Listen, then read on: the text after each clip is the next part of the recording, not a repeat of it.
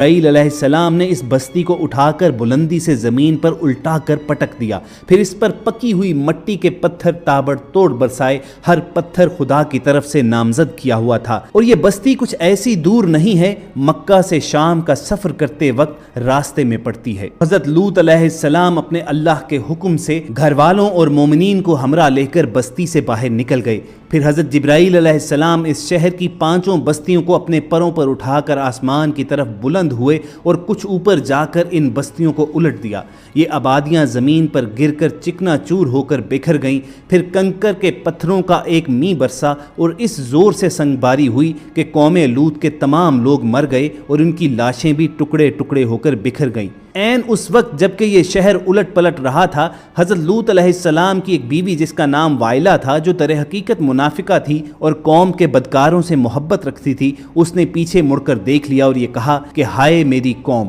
یہ کہہ کر وہ کھڑی ہو گئی۔ پھر عذاب الہی کا ایک پتھر اس کے اوپر بھی گر پڑا اور وہ بھی وہیں ہلاک ہو گئی۔ چنانچہ قرآن مجید میں حق تعالیٰ سورۃ الاعراف میں ارشاد فرماتے ہیں کہ ہم نے اسے اور اس کے گھر والوں کو نجات دی، مگر اس کی عورت وہ رہ جانے والوں میں سے ہوئی، اور ہم نے اس پر بھی می برسایا تو دیکھو اس کا کیسا انجام ہوا مجرموں کی طرح۔ جو پتھر اس قوم پر برسائے گئے وہ کنکروں کے ٹکڑے تھے، اور ہر پتھر پر اس شخص کا نام لکھا ہوا تھا جو اس پتھر سے ہلاک ہوا۔ مفسرین قرآن کہتے ہیں کہ اس عورت کی لاش آج بھی ان پتھروں میں اللہ تعالیٰ نے آنے والی امتوں کے لیے عبرت کے لیے محفوظ کر کے چھوڑ دی۔ قرآن کریم کی سورہ عنکبوت کی آیت 35 میں اللہ تعالیٰ نے قوم لوط کی تباہی کی طرف اشارہ کرتے ہوئے بتایا کہ قوم لوط پر عذاب نازل کیا گیا، مگر ان کے تباہ شدہ شہر کو آنے والے انسانوں کے لیے عبرت کے طور پر باقی رکھا۔ اللہ تعالیٰ فرماتے ہیں اور ہم نے عقل والوں کے لیے کچھ واضح نشانیاں باقی چھوڑ دیں۔ قرآن کریم کی وضاحت کے باوجود قوم لوط کے تباہ شدہ شہر کے بارے میں آج تک حضرت انسان کسی نتیجے تک نہیں پہنچ پایا تھا،